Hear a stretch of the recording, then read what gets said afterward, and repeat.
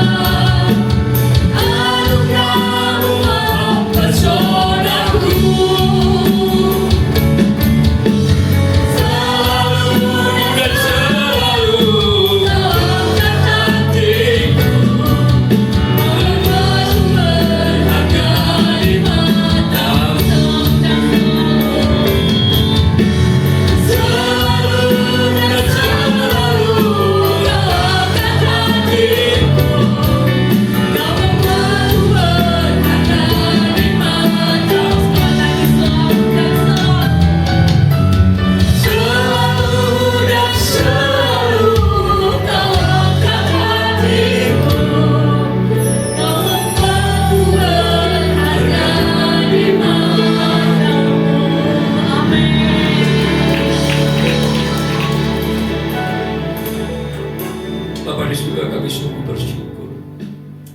Kami sungguh berterima kasih. Anugerah-Mu luar biasa. Anugerah-Mu ajaib bagi kami Tuhan. Sungguh tidak dapat kami mengukurnya dengan apapun juga. Kasih-Mu yang ajaib, anugerah-Mu yang luar biasa, mujizat terbesar bagi kami ya Bapa. Kami memuji, kami memuliakan Engkau, kami menyembah Engkau ya Raja kami, Yesus Kristus Tuhan. Kiranya Kau berkenan akan pujian dan penyembahan kami. Kami percaya dengan iman Roh Kudus-Mu ada di tengah-tengah kami, mengurapi kami semuanya saat ini. Dan Kau ada di tengah-tengah kami ya Bapa. Engkau rindu untuk memberkati kami semuanya dengan firman-Mu, mengenyangkan kami dengan mana surgawi-Mu, memperlengkapi kami dengan firman-Mu yang hidup, sehingga kami dalam hidup kami sehari-hari di tengah-tengah dunia ini, kami boleh menjadi anak-anak-Mu yang berjalan dalam kebenaran-Mu. Semakin hari kami melakukan kehendak-Mu dan menyukakan hati-Mu ya Bapa. Nyatakanlah isi hati-Mu, berfirmanlah di tengah-tengah kami, berkati kami semuanya, kuatkan kami, tegur kami, koreksi kami dengan firman-Mu, agar hidup kami boleh semakin berkenan dan menyenangkan hati-Mu. Terima kasih Bapa. Roh Kudus tolong kami semua untuk kami boleh memahami, mengerti akan isi hati Bapa di surga. Dalam nama Tuhan Yesus Kristus kami sambut berkat firman-Mu ya Bapa. Haleluya. Amin. Amin. Silakan duduk Bapak Ibu Saudara. Ya, minta maaf kalau suara saya masih ngebas. Puji Tuhan, sudah sangat jauh membaik. Terima kasih Bu Nani untuk obatnya.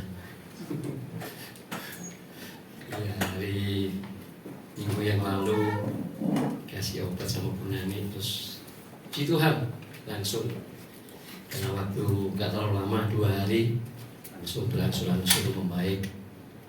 Yang separuh lagi saya kasihkan ke istri yang ternyata juga mengalami nasib yang sama. Haleluya. Oke. Kita masih dalam suasana Natal di Desember ini. Hari ini ibadah kita di tempat ini tepat 1 tahun. Meskipun kita enggak merayakannya dengan meniup lilin usia 1 tahun, nggak apa-apa ya Bapak Ibu Saudara. Hari ini tanggal 18 Desember tahun yang lalu kita memulai ibadah perdana, dan hari ini tanggal 17 Desember. Ya, jadi 1 tahun yang sudah berlalu dalam kasih anugerah Tuhan, kita boleh melewati, kita boleh berkumpul bersama, memulai jemaat Tuhan di tempat ini Bapak Ibu Saudara. Nah,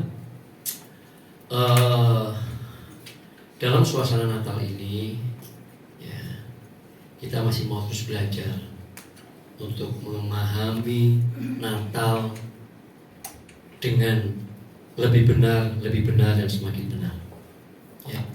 Karena saya yakin masih ada begitu banyak orang yang belum memahami Natal secara benar.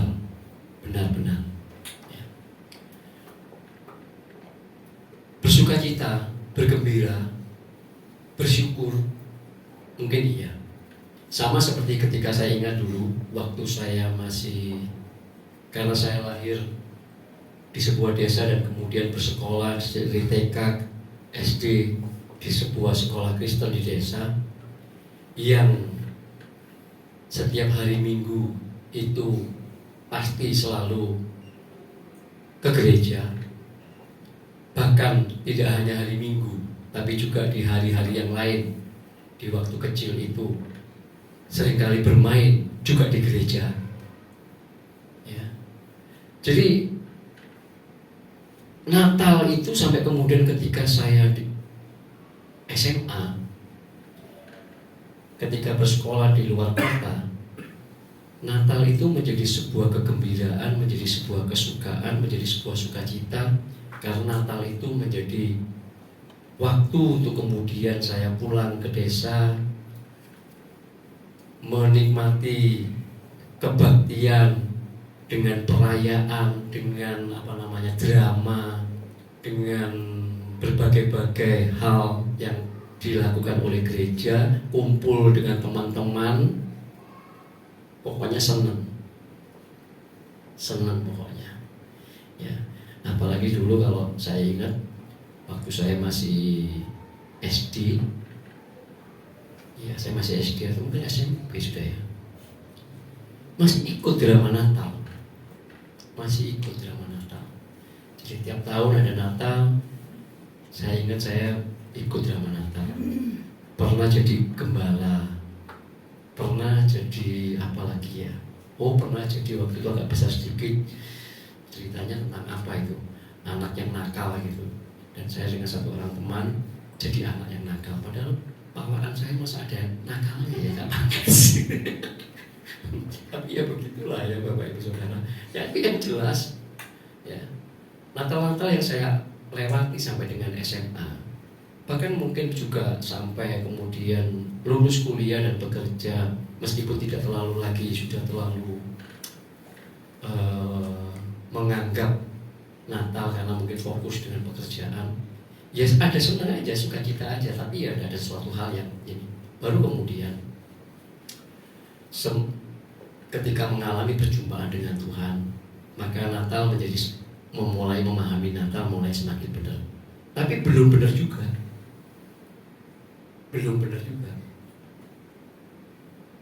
Baru kemudian terus bergulir, Tuhan bawa dalam kasih anugerahnya, memahami semakin lebih dalam akan kebenaran-kebenaran firman-Nya oleh pertolongan Roh Kudus, oleh hikmat yang Roh Kudus berikan dalam tuntunan lewat berbagai-bagai situasi kehidupan yang Tuhan izinkan, Tuhan tuntun untuk saya melewatinya. Maka Natal memiliki makna yang kemudian saya percaya memahaminya menjadi semakin benar dan semakin benar. Nah, maka saya ingin membagikannya kepada Bapak Ibu Saudara. Kita tetap di dalam Lukas 2. Lukas 2 ayat 1-14 itu kan bercerita tentang kelahiran Tuhan Yesus kan. Itulah Lukas 2 itu mulai ayat yang pertama sampai dengan yang ke-14 lah ya. Kalau mau di inilah sampai ke 40, tapi kalau saya mau 14 saja. Oke, sampai ke 14. Mestinya sampai ke ayat yang ke-20, tapi nanti sampai dengan ayat yang ke-14 saja. Tapi kita nggak baca. Saya hanya mau menyoroti 2-3 ayat saja dari Lukas 2 ayat 1 sampai dengan 14. Yang pertama kita mau fokus di dalam ayat 10 dan 11. Oke. Lukas 2 ayatnya 10 dan ke-11. Nah, di dalam kisah ini yang judul perikopnya adalah gembala-gembala, kita sudah tahu, pasti kita sudah hafal kisah ini. Bagaimana kemudian gembala-gembala yang pada waktu itu menjaga kawanan ternak mereka pada waktu malam, kemudian tiba-tiba berdiri seorang malaikat Tuhan di dekat mereka, ya kan? Ada sinar kemuliaan yang luar biasa, dan itu adalah malaikat Tuhan. Mereka kemudian dikatakan dalam ayat 9 itu ketakutan. Saya nggak membahas karena saya ini secara detail ya Bapak Ibu Saudara. Karena kalau kita mau belajar ada pemahaman bahwa gembala-gembala ini bukan gembala biasa, ya. Bukan gembala biasa. Tapi gembala-gembala ini sebenarnya adalah imam-imam yang bertugas jadi menggembalakan domba yang akan dipersembahkan. Ya. Jadi, tapi saya nggak bahas itu. Yang jelas kemudian gembala-gembala ini di malam itu mereka dikejutkan dengan malaikat Tuhan, dengan kemuliaan yang bersinar begitu luar biasa yang meliputi mereka, dan kemudian mereka sangat ketakutan. ketakutan. Dan di ayat yang ke-10 dikatakan di sana, malaikat itu berkata kepada gembala-gembala itu, jangan takut, sebab sesungguhnya aku memberitakan kepadamu kesukaan besar untuk seluruh bangsa. Ayat 10 ya. Dan ayat 11, hari ini telah lahir bagimu juru selamat, yaitu Kristus Tuhan di kota Daud. Nah, dan ayat 10 ini Bapak Ibu Saudara, perhatikan di sana di ayat 10 dikatakan, aku memberitakan kepadamu apa? Kesukaan, sukacita besar. Kesukaan besar. Kenapa? Jawabannya ada di ayat 11. Karena hari ini telah lahir bagimu juru selamat, yaitu Kristus Tuhan di kota Daud. Kita nggak boleh membaca ini sepintas dan kemudian ya sudah ini. Bapak Ibu, kisah ini tidak dimulai di sini sebenarnya kan. Kisah ini menjadi sebuah kesukaan besar, menjadi sebuah sukacita besar. Itu karena dimulainya dari Kejadian 3 ayat 15. Ya. Ketika manusia jatuh dalam dosa, dan kemudian di sana Allah berkata dalam Kejadian 3 ayat 15, mungkin bisa dibuka oleh multimedia. Kemudian Allah berkata kepada manusia yang sudah jatuh dalam dosa itu, aku akan mengadakan permusuhan antara engkau dan perempuan ini, antara keturunanmu dan keturunannya. Keturunannya akan menemukan kepalamu dan engkau akan menemukan tumitnya. Aku akan mengadakan permusuhan antara engkau, iblis, dengan perempuan manusia. Perempuan ini, keturunannya, keturunan perempuan ini akan meremukkan kepalamu. Dan kemudian dalam Galatia 4 ayat 4 kita membaca. Galatia 4 ayat 4. Beberapa kali kita sudah baca ayat ini dan terus kita perlu pahami Galatia 4 ayat yang keempat. Setelah genap waktunya, maka Allah mengutus anaknya yang lahir dari seorang perempuan dan takluk kepada hukum Taurat. Kata takluk kepada hukum Taurat ini sebenarnya mengacu juga kepada Yohanes 4, bahwa keselamatan itu datang dari bangsa Yahudi. Setelah genap waktunya, maka ketika malaikat Tuhan itu menyatakan berita sukacita, kesukaan yang besar kepada para gembala itu memang sebuah kesukaan, itu memang sebuah sukacita yang luar biasa. Karena dari sinilah awal dimulainya penggenapan janji Allah Bapa yang sudah dicatat di dalam Kejadian 3 ayat 15 itu, bahwa Allah akan menyelamatkan manusia. Yang dikatakan dalam Galatia 4, setelah genap waktunya itulah. Kapan? Ya hari ini. Hari ini telah lahir bagimu Juru Selamat. Allah Bapa telah mengutus anaknya untuk menyelamatkan manusia. Dan anak Bapa, anak Allah itu adalah firman-Nya yang lahir menjadi manusia. Yohanes 1 ayat 14. Ini gak perlu diperdebatkan lagi sudah. Yesus itu adalah firman Allah yang menjadi manusia. Titik. Dan dia adalah Allah. Inilah berita kesukaan yang luar biasa, kesukaan besar, sukacita yang besar bagi seluruh bumi. Keselamatan dari Allah yang datang dari bangsa Yahudi sedang digenapi. Maka disitulah makna perkataan malaikat, jangan takut, aku memberitakan kepadamu kesukaan sukar besar, sukacita besar untuk seluruh bangsa. Nah,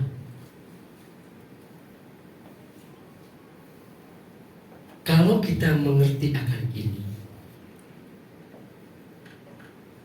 apakah kita benar-benar sekarang memiliki kesukaan sukacita yang besar ini? Setelah kita ngerti bahwa inilah janji penggenapan janji Allah, keselamatan itu sedang dimulai dikerjakan dengan kelahiran Sang Anak Allah, Firman yang menjadi manusia itu. Nah, ada satu hal yang kita gak boleh lupa dalam kisah Natal. Kisah Natal selalu menghadirkan di sana beberapa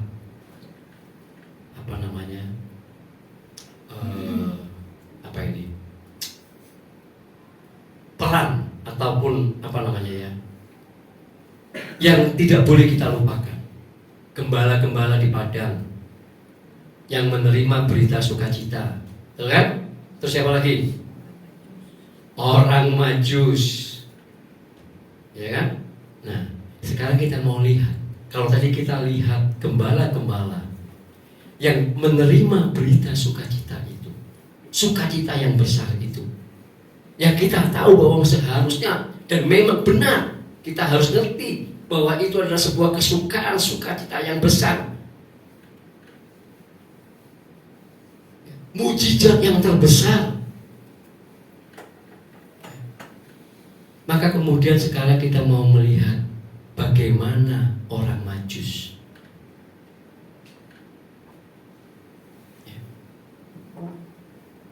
Karena dari orang Majus kita bisa belajar. Apakah memang benar kita itu ketika sekarang merayakan atau merenungkan Natal atau apapun namanya, misalnya menghayati Natal, itu sungguh-sungguh adalah sebuah penghayatan yang benar dengan sukacita yang benar, dan kemudian kita responnya juga benar. Dari mana? Dari orang Majus. Orang Majus itu dikatakan dari negeri timur. Kalau Bapak Ibu baca nanti di dalam Matius, ya kan, 2, dari negeri timur, dari negeri Irak. Kemudian mereka adalah orang-orang cerdik pandai, yang kepada mereka kemudian Allah menyatakan bahwa sebuah tanda tentang bintang timur, bintang di timur, tanda tentang lahirnya seorang yang diurapi, seorang raja besar, yang kemudian itu membawa mereka. Dan mereka ini kan bukan orang percaya toh. Oh, mereka bukan orang Yahudi. Mereka ini orang Majus dari timur, dari negeri Irak. Ya. Tapi kemudian ketika mereka, Allah memberikan tanda bintang di timur, dan sebagai cerdik pandai mereka kemudian membaca akan bintang di timur itu sebagai lahirnya seorang yang diurapi, lahirnya seorang raja besar. Maka kebenaran ini menuntun mereka, membuat mereka mengambil keputusan untuk melakukan sebuah perjalanan yang sangat jauh dari negeri Irak menuju ke Bethlehem. Itu bukan perjalanan yang singkat, itu perjalanan yang sangat jauh. Yang waktu itu harus melewati padang gurun dengan naik onta. Orang Majusnya bukan 3 ya. Dikatakan di sana orang-orang Majus rombongan. Ya. Mereka menempuh perjalanan dari Irak sampai ke Bethlehem. Berbulan-bulan lamanya, mungkin diperkirakan 3 bulan lebih perjalanan itu. Melewati padang gurun yang berbahaya. Sebuah perjalanan yang sangat melelahkan. Sebuah perjalanan yang juga dipenuhi dengan mara bahaya di padang gurun. Untuk apa mereka melakukan semuanya itu? dikatakan kalau kita baca di dalam Matius 2, mereka datang untuk sujud menyembah. Mereka membawa persembahan emas, mur, dan kemenyan kepada sang raja besar. Loh. Nah, Bapak Ibu Saudara, ini loh yang seringkali kemudian kita itu karena mungkin bacanya terlalu cepat, atau kemudian kita nggak begitu perhatian benar, maka kemudian kita itu ya sudah. Padahal di dalam ayat 11 tadi, malaikat Tuhan itu berkata apa? Ayat 11, Lukas 2. Lukas 2 ayat 11. Coba ditampilkan lagi. Apa yang dikatakan oleh malaikat itu? Hari ini telah lahir apa? Bagimu siapa? Juru? Yaitu? Tuhan. Apakah cuma sekedar juru selamat? Koma. Kristus yang diurapi. Tuhan, Kyrios. Seringkali kita cuma sampai di juru selamat itu, telah lahir bagimu juru selamat. Loh, enggak. Kalau kita cuma sampai di sini, kita kalah sama orang Majus. Mereka tahu, mereka datang dari negeri yang jauh. Mereka mau datang untuk menyembah yang diurapi Kristus, Raja yang besar, Tuhan. Mereka membawa emas, mur, dan kemenyan. Hari ini, seberapa banyak orang Kristen yang ketika menghayati Natal mengerti akan hal ini. Bukan cuma lahirnya juru selamat, tetapi juga yang diurapi dan raja. Seperti lagu yang tadi dari mulai awal ibadah kita nyanyikan.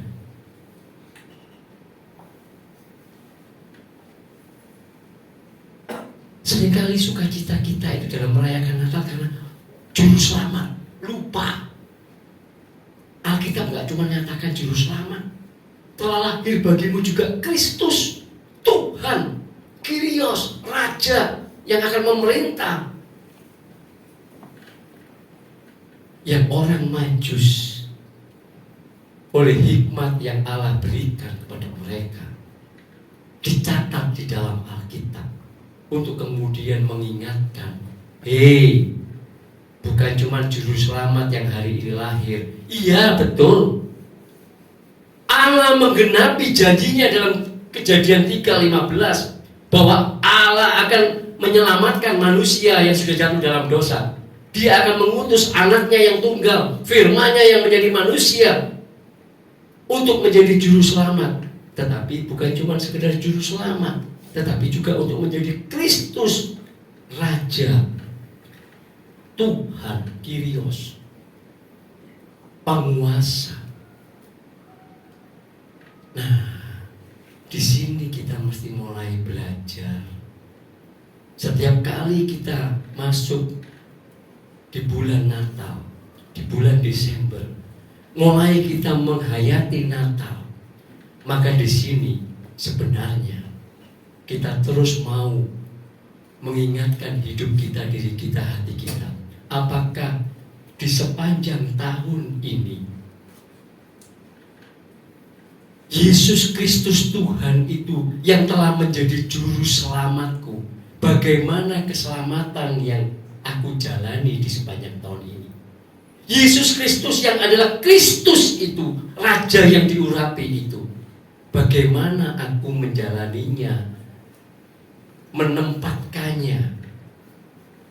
Apakah benar di sepanjang tahun ini Dia adalah yang diurapi di dalam hidupku, menjadi Tuhan, penguasa dalam hidupku? Apakah aku sudah paling tidak bersikap seperti orang Majus itu? Di sepanjang tahun ini, aku selalu mau membawa persembahan yang terbaik. Hidup kita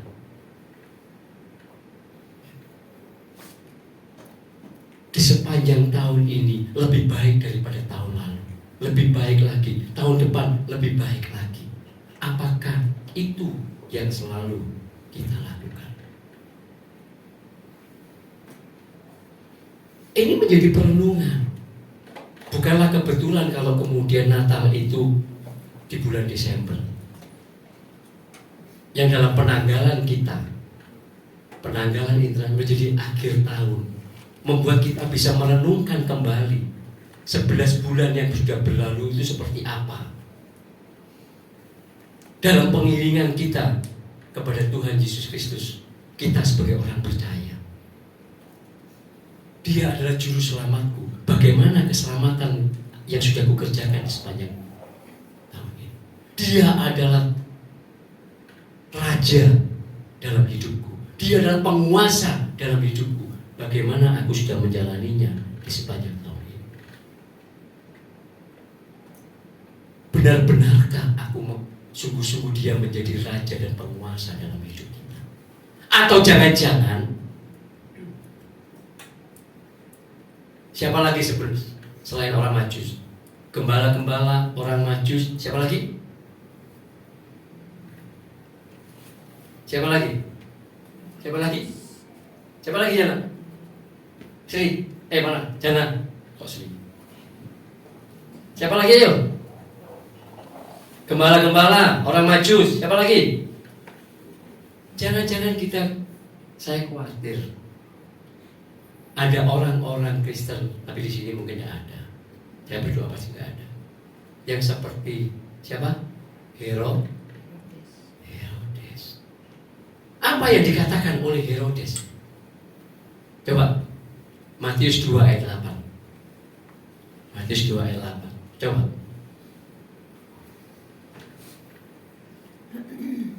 Oke. Dikatakan ketika kemudian orang Majus itu sampai di tanah Yudea dan kemudian mereka menghadap dan kemudian rombongan itu diketahui oleh Raja Herodes. Ada apa ini? Ada rombongan orang-orang Majus. Kalau cuma 3 orang Herodes gak tahu lah. Lah karena itu rombongan besar orang Majus dari Irak datang, Raja tahu ini ada apa kok tiba-tiba ada rombongan orang Majus datang masuk ke kita. Dipanggillah mereka dan kemudian mereka, kami melihat bintangnya di timur. Ya. Dan kami melihat bintang itu akan lahirlah seorang yang diurapi, seorang raja besar. Dan kemudian Herodes kemudian menyuruh kepada imam-imam kepala dan kemudian ahli-ahli Taurat untuk menyelidiki kitab-kitab. Dan kemudian ahli-ahli Taurat dan ahli-ahli kitab itu berkata, oh iya benar, di kota Bethlehem akan lahir seorang raja. Begitu kan?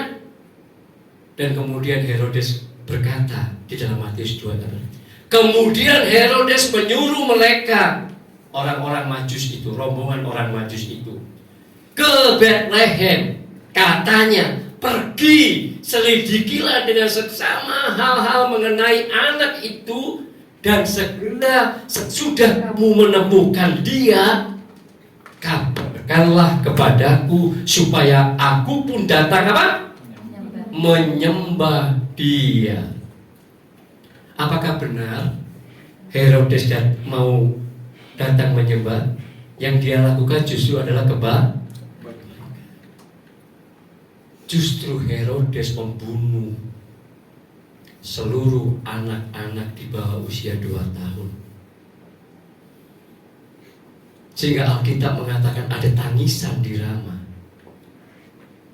Ibu-ibu kehilangan anak-anaknya.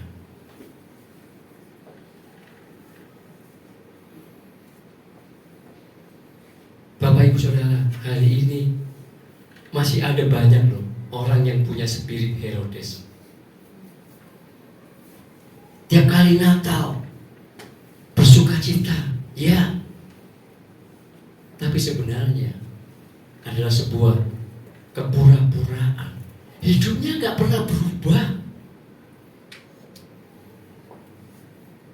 Yesus Yesus gak pernah menjadi benar-benar juru selamat di mana dia mengerjakan keselamatannya, apalagi menjadi raja dan penguasa Tuhan dalam hidupnya. Jauh. Entahlah orang menyebutnya sebagai kristal, karena sebenarnya bukan juga. Ya. Tapi orang-orang sedemikian ini masih ada banyak di gereja, bukan di luar gereja. Kenapa? Karena kelakuan, sikap, apapun yang mereka lakukan, sebenarnya mereka bukan menyembah Tuhan, tetapi mereka sedang menyalibkan Tuhan.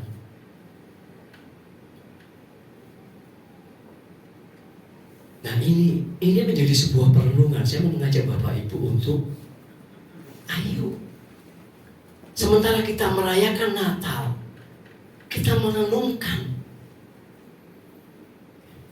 Jangan sampai kemudian kita itu kalah dengan orang Majus.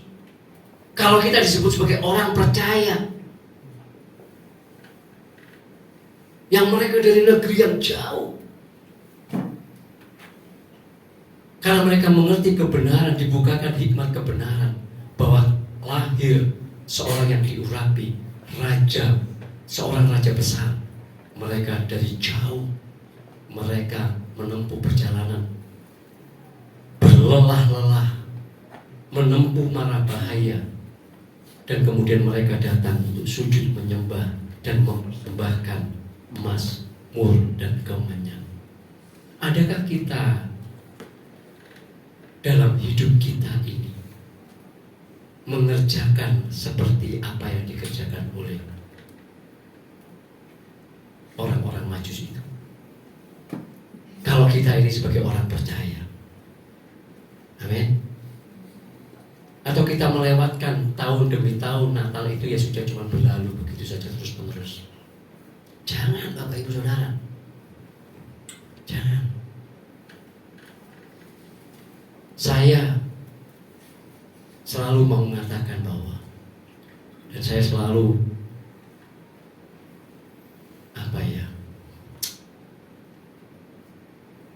tahun di mana itu menjadi milestone, menjadi batu pijakan di mana saya memulai bahwa disitulah Allah ya, mulai mengubahkan hidup saya secara terjadi percepatan.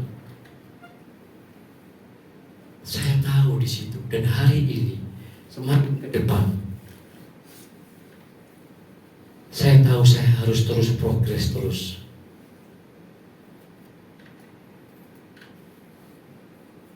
Bukan cuma semata-mata karena saya diberi kepercayaan untuk mengembalakan, lebih-lebih lagi karena Tuhan berikan kasih karunia untuk mengembalakan. Tapi saya tahu saya harus terus berproses, berprogres dengan kebenaran-kebenaran yang Allah bukakan. Bagaimana memaknai Yesus Kristus sebagai juru selamat, yang dimana saya mesti mengerjakan keselamatan itu. Mengerjakan dalam artian bukan untuk memperoleh keselamatan, tapi mengerjakan apa yang sudah Tuhan Yesus anugerahkan. Keselamatan yang sudah Tuhan Yesus anugerahkan itu harus terus diisi.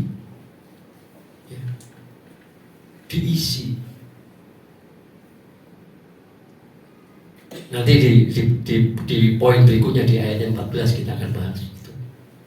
Apa yang harus diisi, apa yang harus diperjuangkan, apa yang harus dikerjakan dalam keselamatan itu. Bukan untuk memperoleh keselamatannya, karena keselamatan itu sudah diberikan. Dan ketika kita mengerjakannya, ketika kita memperjuangkannya, ketika kita mengisinya, semuanya itu juga ada di dalam Tuhan Yesus Kristus oleh pertolongan Roh Kudus, bukan karena siapa-siapa.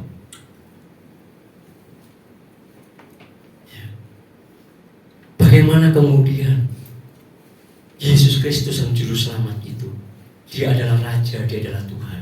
Bagaimana saya mengisi hari-hari hidup saya? di sepanjang tahun. Nah, tidak boleh tidak, Bapak Ibu Saudara. Kenapa? Yuk kita lihat ayat 14. Jadi saya bilang bahwa kita cuma sebenarnya menyoroti 2 ayat di dalam Lukas. 3 ayat lah ya, 10, 11, dan kemudian 14. Ayat-ayat yang lain itu adalah ayat-ayat untuk menguatkan. Ya. 14 dikatakan di sana.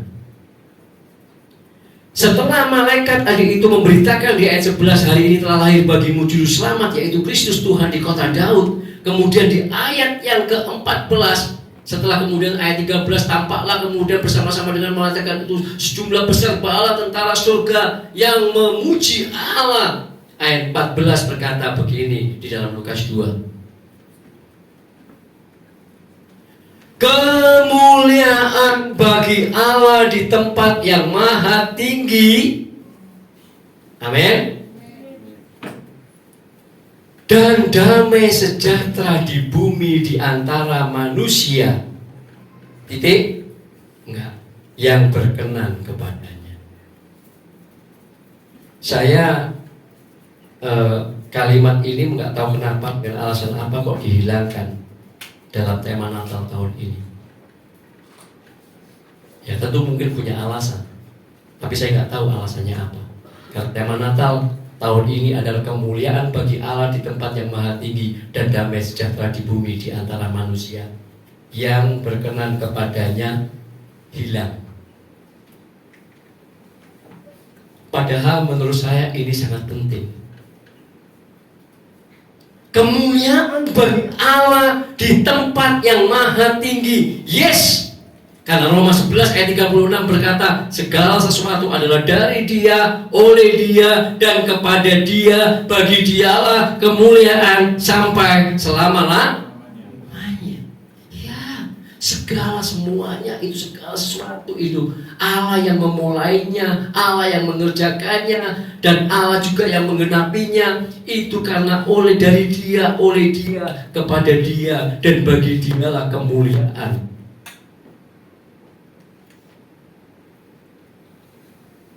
Tidak ada setitik pun peran manusia. Karena semua manusia sudah kehilangan kemuliaan Allah, semua manusia sudah jatuh dalam dosa, dan semua manusia sejatinya dihukum di neraka. Jadi Allah semua yang mengerjakan itu dari awal sampai akhirnya. Maka kemuliaan hanya bagi Allah di tempat yang maha tinggi. Tetapi kalimat yang kedua dengan kata sambung dan, ini menjadi sebuah penghiburan yang luar biasa. Ini menjadi sebuah pengharapan yang ajaib kalau kita ngerti. Karena dari kata sambung dan itu kemudian damai sejahtera, shalom, di antara manusia yang berkenan kepadanya.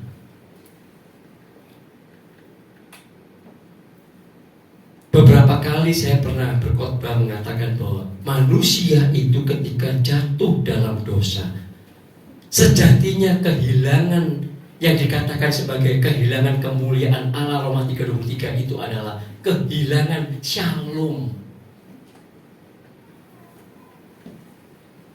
Manusia sudah tidak lagi mengalami shalom.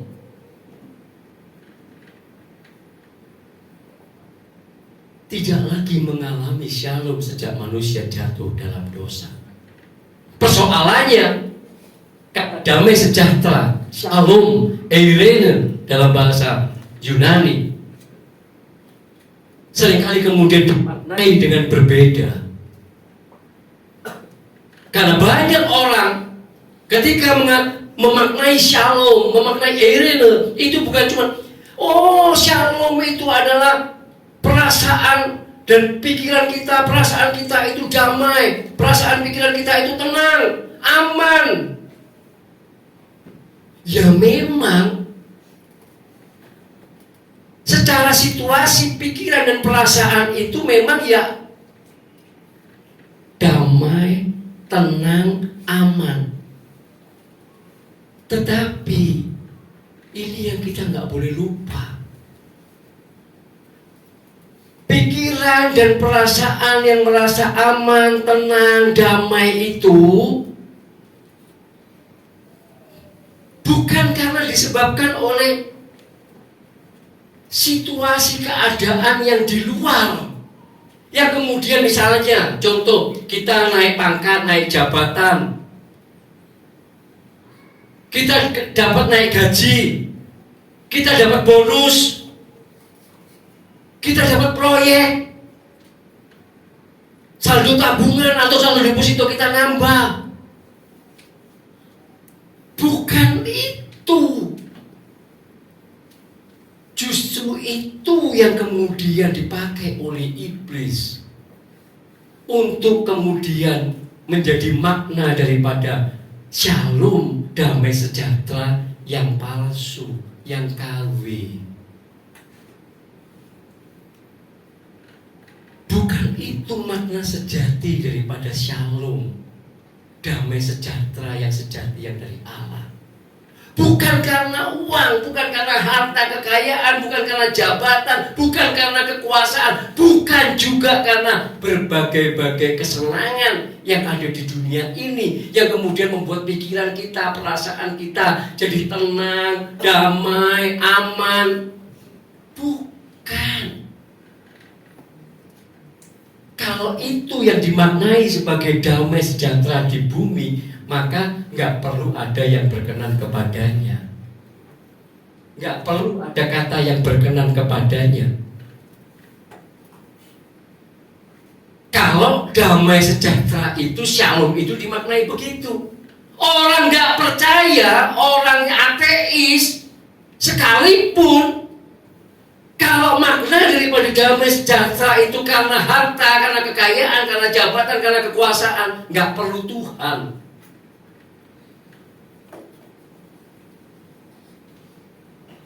Tidak perlu Tuhan.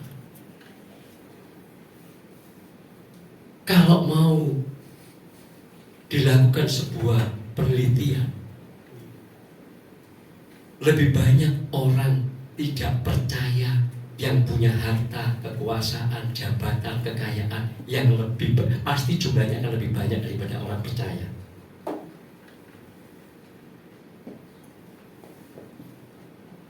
Pasti.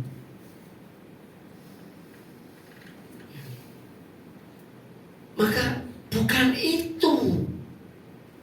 Bukan itu. Bukan berarti kemudian kalau kita jadi orang percaya kita nggak boleh punya uang banyak, nggak boleh punya harta, nggak boleh punya jabatan, kekuasaan, nggak boleh menikmati berbagai kesenangan. Bukan. Allah senantiasa mau mencukupkan kita. Allah nggak mau supaya kita itu kekurangan, menjadi miskin, supaya kita kemudian menjadi orang-orang yang nyolong. Tetapi Allah juga nggak mau kemudian membuat kita itu, membiarkan kita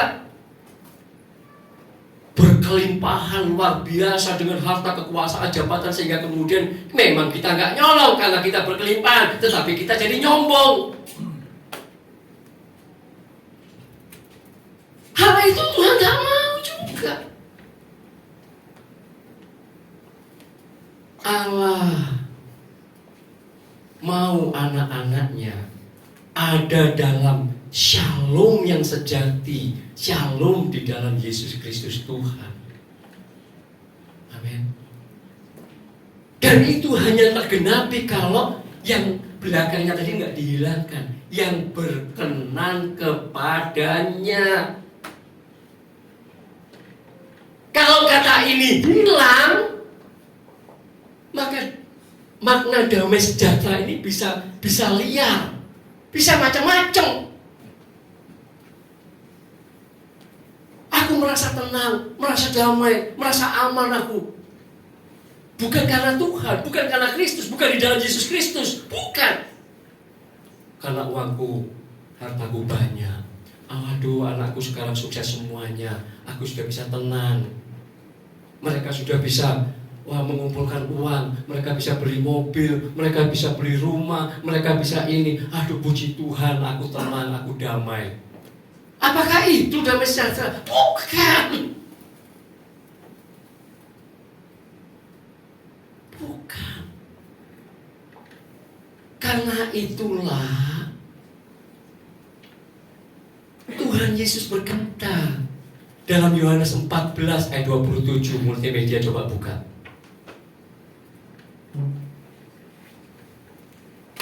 Yohanes 14 ayat yang ke-27. Kalau enggak ada perkataan Tuhan Yesus ini, damai sejahtera, shalom yang kutinggalkan bagimu, shalomku yang kuberikan kepadamu, tidak seperti yang diberikan oleh dunia. Maka dunia bisa memaknai shalom, bisa memaknai damai sejahtera, tapi itu adalah damai sejahtera yang palsu, damai sejahtera yang KW, yang memang iblis tawarkan lewat segala hal yang dia kuasai di tengah-tengah dunia ini. Tapi damai sejahtera, shalom yang sejati itu hanya di dalam Yesus Kristus. Makanya shalom yang tak kasih itu loh, nggak akan pernah sama dengan shalomnya dunia ini.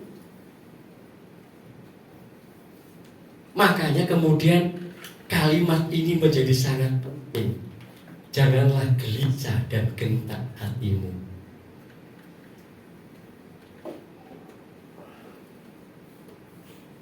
Kenapa?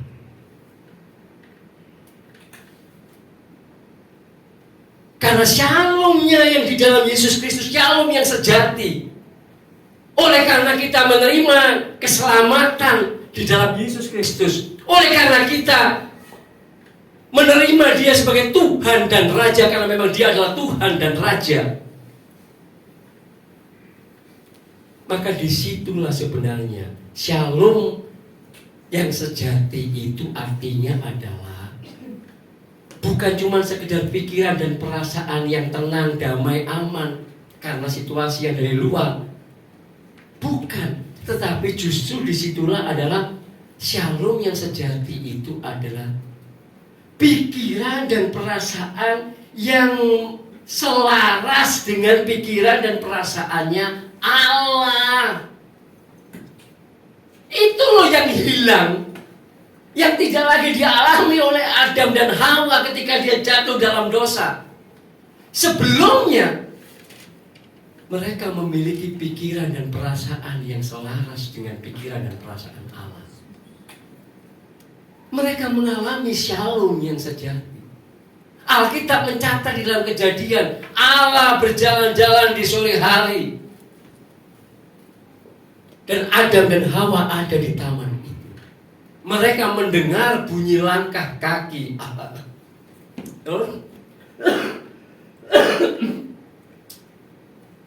Itu loh. Kita nggak bisa lagi, mereka nggak bisa lagi mengalami itu. Dan karena mereka tidak lagi mengalami keselarasan dalam pikiran dan perasaan dengan pikiran perasaan Allah, maka akibatnya adalah manusia kemudian sejak saat itu tidak mampu lagi berproses, tidak mampu lagi berprogres dalam gambar dan rupa Allah untuk mencapai satu tingkat yang Allah sebenarnya tetapkan untuk manusia untuk dicapai, yaitu apa? Mengambil bagian dalam kekudusan Allah, mengambil bagian dalam kodrat ilahinya Allah. Nggak bisa lagi. Manusia sudah nggak kehilangan shalom itu, dan manusia tidak akan pernah bisa mengusahakan shalom itu dari dirinya sendiri kalau tidak di dalam Tuhan Yesus Kristus. Maka ini loh yang mesti kita pahami sebagai seorang Kristen. Apakah memang kita itu sudah mulai ketika aku percaya Yesus Kristus, ketika Dia menjadi juru selamatku dan Dia menjadi Tuhan dan Rajaku, Apakah aku dalam hari-hariku sudah mengalami, sudah merasakan lagi sekarang shalom yang sejati itu? Atau aku hanya mengalami shalom yang palsu, yang semua orang sebenarnya bisa rasakan, nggak usah percaya pun juga bisa rasakan, asal uangnya banyak, jabatannya tinggi, bisa pergi ngelencar kemana-mana. Itu yang KW. Percayalah, setelah mereka ngelencar kemana-mana, setelah mereka kemudian mendapatkan uang segitu banyak, setelah mereka mendapatkan kekuasaan, jabatan segitu banyak, pada titik di mana kemudian mereka duduk, aku sebenarnya gak mengalami apapun juga. Sehingga Tuhan Yesus berkata, gak sama. Shalomku beda dengan itu. Karena shalom yang sejati itu, ketika pikiran perasaan kita mengalami keselarasan dengan pikiran perasaan Allah di dalam Yesus Kristus,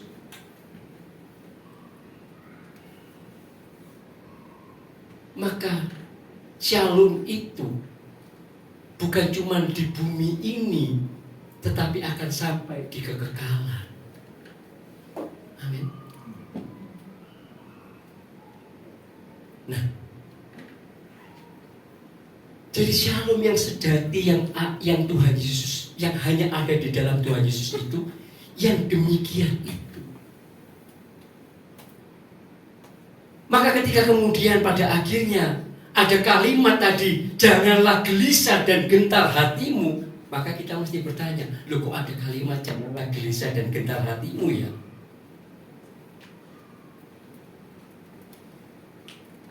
Kalau shalomnya sejati yang Yesus berikan itu tidak sama seperti yang dunia berikan, kok ada kalimat janganlah gelisah dan gentar hatimu ya?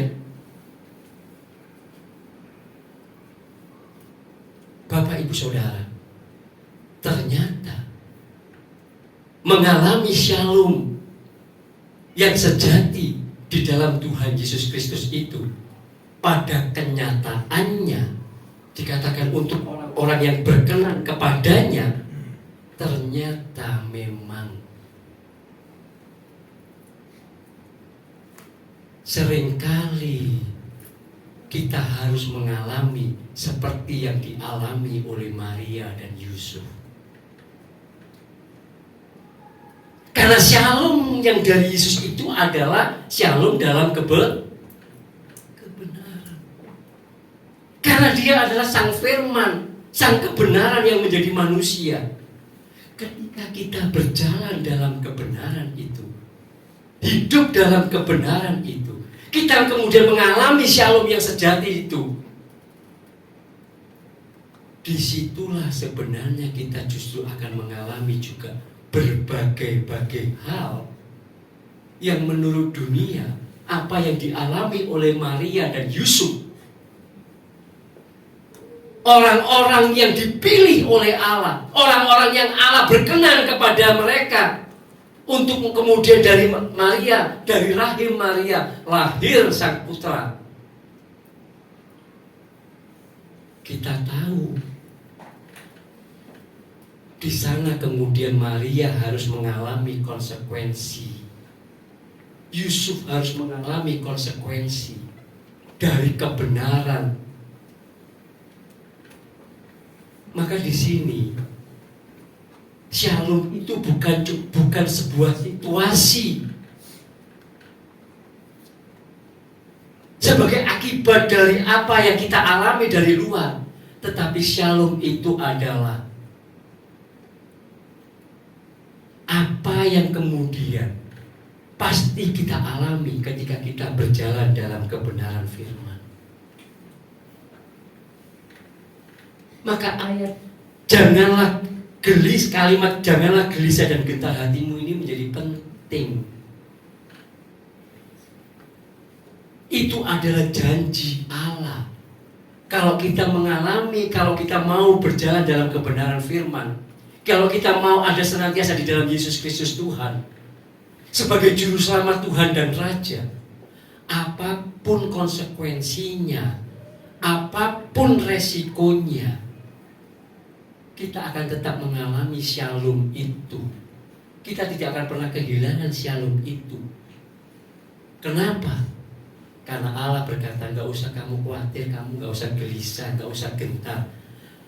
Di dalam shalom yang di dalam Tuhan Yesus Kristus itu ada tangan kasih kuasa Allah yang akan melindungi, menjagai, dan memelihara.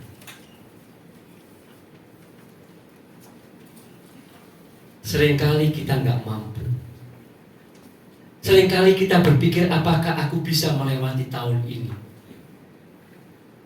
Beberapa waktu ke depan kita akan melewati, beberapa hari lagi kita akan masuk ke dalam tahun yang baru. Mungkin ada juga perasaan, apakah aku bisa melewati tahun depan?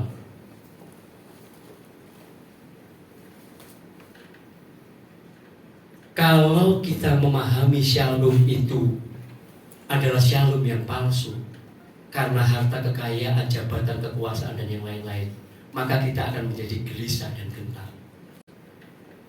Tetapi kalau kita mengerti kebenaran shalom yang sejati di dalam Yesus Kristus, maka di situ ada jaminan Allah yang berkata, jangan gelisah dan jangan gentar. Ketika kita berjalan dalam shalomnya Allah, shalom di dalam Yesus Kristus, maka ada tangan kasih dan kuasa Allah yang akan melindungi, menjagai, dan memelihara kita. Amin. Pikiran kita, perasaan kita, aduh, apa ya iso? Tapi kalau kita mau mengambil sikap seperti Maria, seperti Yusuf, untuk tetap ada dalam kebenaran, maka Allah yang akan memampukan, Allah yang akan memelihara, Allah yang akan menjagai, sampai seluruh rencana Allah itu tergenapi dalam hidup kita. Amin. Ini loh Bapak Ibu Saudara, yang harus terjadi dalam hidup kita. Dan saya berdoa untuk jemaat di tempat ini, jangan sampai tidak. Semua kita harus mengalami yang namanya shalom yang sejati itu. Karena kita adalah jemaat shalom family.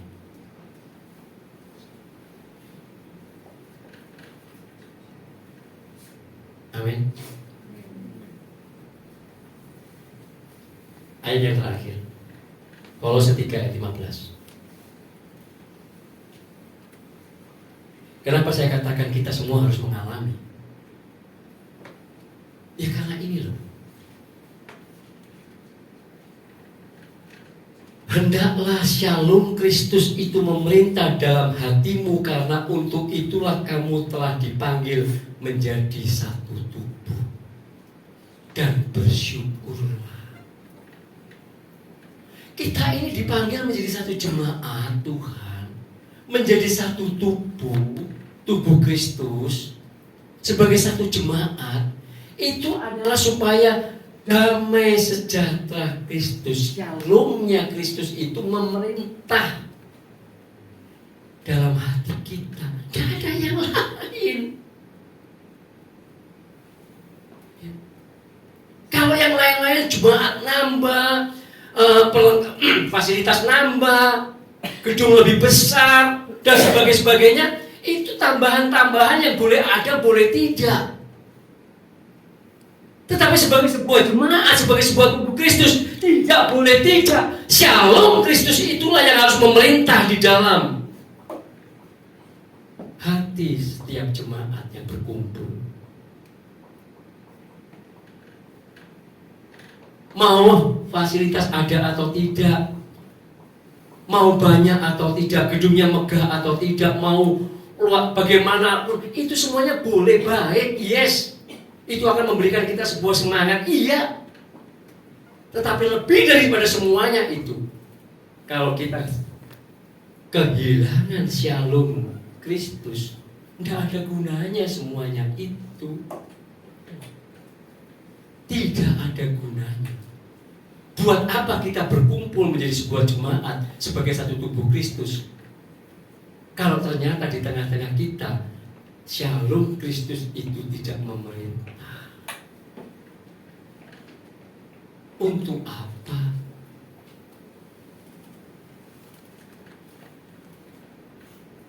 Maka pastikan Bapak Ibu Saudara, beberapa hari ke depan kita akan masuk ke tahun yang baru. Kita mulai dari rumah kita. Apakah di rumah kita ada Shalom Kristus? Amin. Apakah di hidup kita, di pekerjaan kita, di kantor kita, apapun yang kita lakukan, apakah Shalom Kristus itu memerintah hati kita?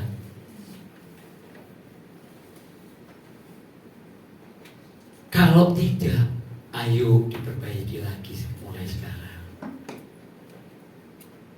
Kalau kita masih ternyata mengalami damai sejahtera, Shalom yang KW, Shalom yang palsu, ayo itu mulai ditinggalkan. Ya. Ayo kita mulai beralih untuk supaya bisa menikmati Shalom Kristus, Shalom yang sejati itu, yang tidak tergantung dari uang, seberapa banyak uang yang kita miliki,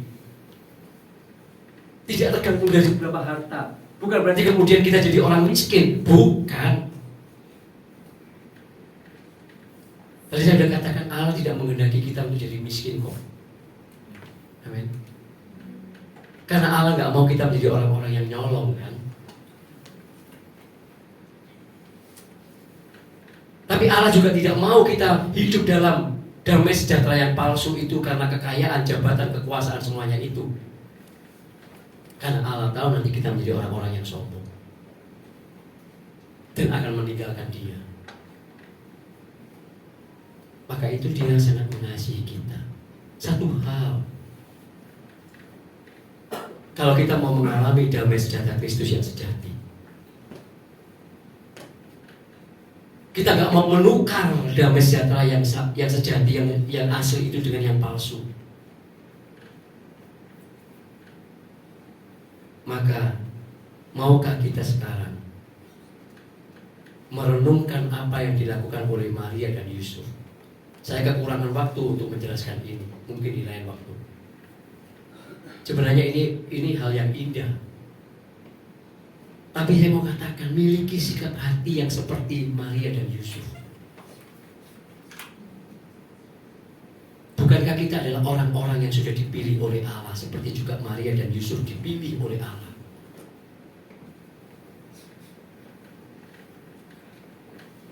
Ayo kita memiliki sikap hati yang juga sama seperti yang dimiliki oleh Maria dan Yusuf, yang berkata, jadilah kepadaku sesuai dengan perkataanmu, karena aku adalah hamba.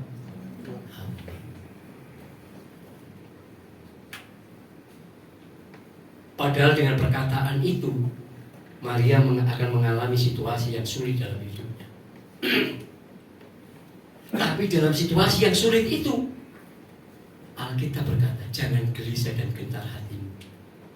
Enggak akan kehilangan damai sejahtera Allah, Shalom Kristus itu sama Bapak Ibu Saudara. Ya. Sekian tahun lamanya saya dan keluarga mengalami berbagai situasi-situasi. Ibarat naik roller coaster itu bukan yang begini-begini lagi, nggak tahu sudah yang begini bisa balik lagi begini dan begini, nggak tahu lah sudah. Ya. Kalau diibaratkan naik roller coaster. Tapi dalam kasih anugerah Allah, oleh kuat kuasa Roh Kudus, dalam kasih karunia di mana Allah membukakan kebenaran-kebenaran, menyingkapkan kebenaran-kebenaran ini, ternyata benar-benar Allah menjagai, Allah memelihara, Allah melindungi.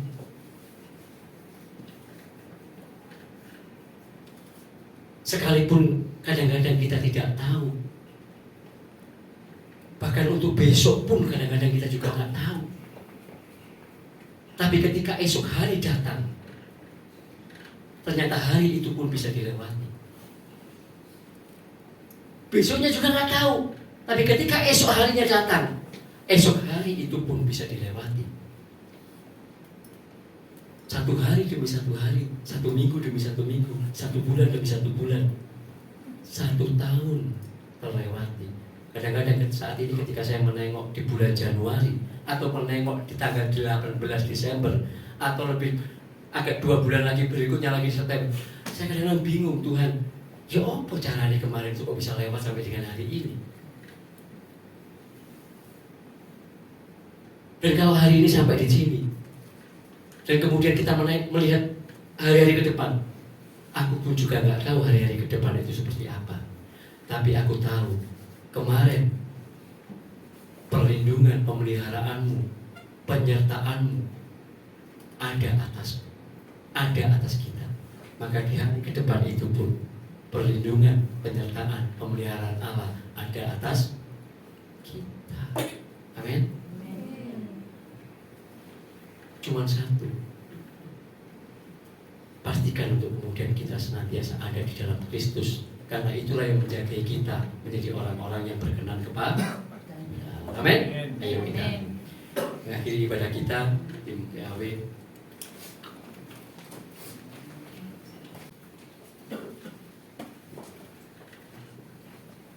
Kita akan mengakhiri ibadah kita, Bapak Ibu Saudara. Dan sekali lagi saya mau katakan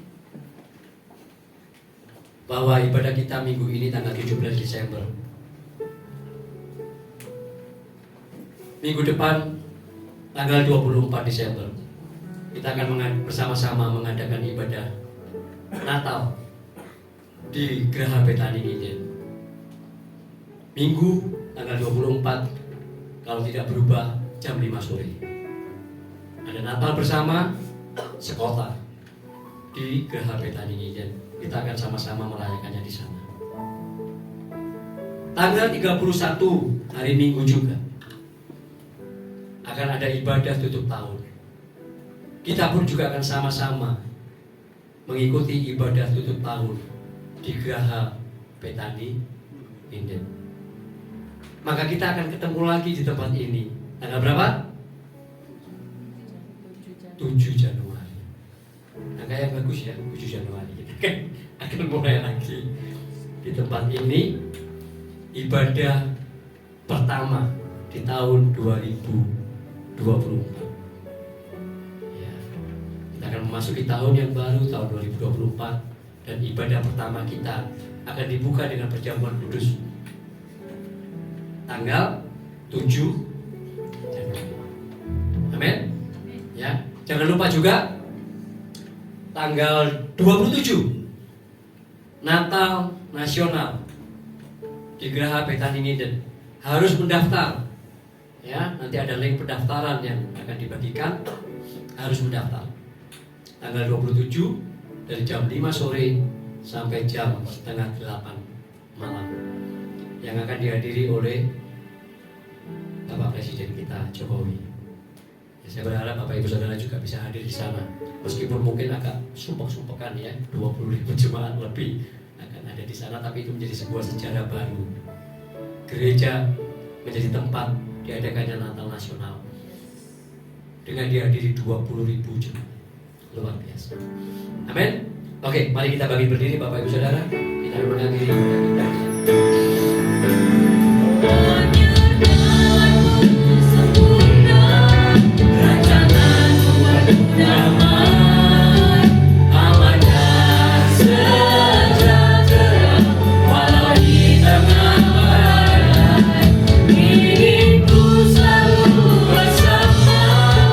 Rasakan keindahan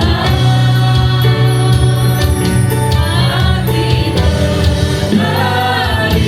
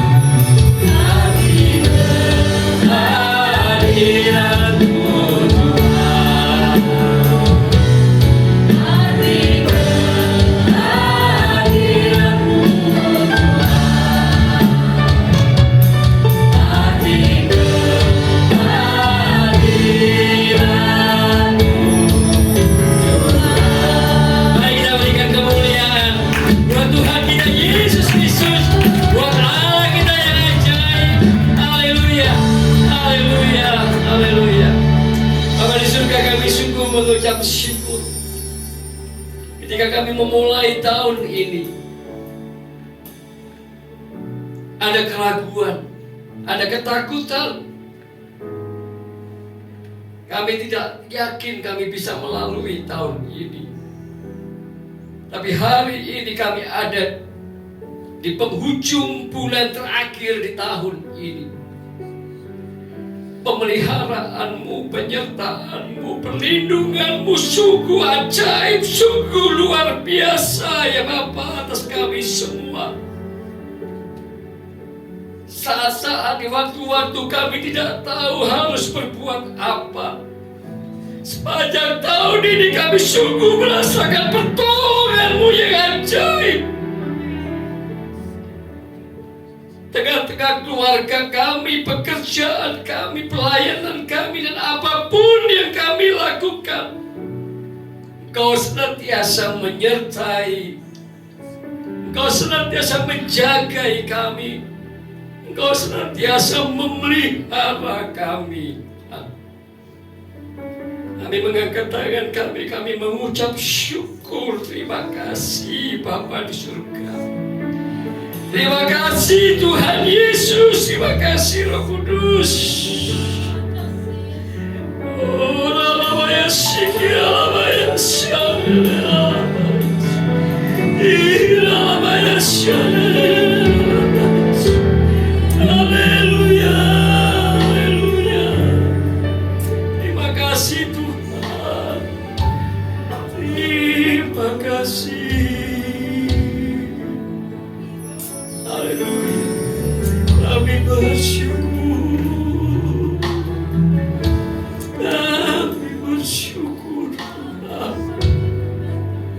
Engkau Allah senantiasa memegang tangan kami di tengah situasi-situasi yang bahkan kami tidak tahu kami harus melakukan apa. Situasi-situasi yang begitu sulit, yang begitu rumit. Tangan-Mu itu senantiasa memegang kami. Engkau mengangkat kami. Engkau menuntut kami untuk terus berjalan. Hari demi hari, minggu demi minggu, bulan demi bulan. Sehingga tahun ini kami boleh melewatinya dalam kasih anugerah dan pertolongan-Mu yang ajaib. Kami percaya ya Bapa di surga, tahun 2024, sekalipun kami tidak mengerti apa yang akan terjadi di depan, tetapi dengan iman di dalam Tuhan Yesus Kristus, selama kami ada di dalam Yesus Kristus Tuhan, kami tahu kami ada dalam perlindungan-Mu, kami ada dalam pemeliharaanmu, kami ada dalam penyertaan-Mu, dan pertolongan-Mu tidak akan pernah terlambat kepada kami semuanya ya Bapa. Terima kasih Tuhan Yesus. Terima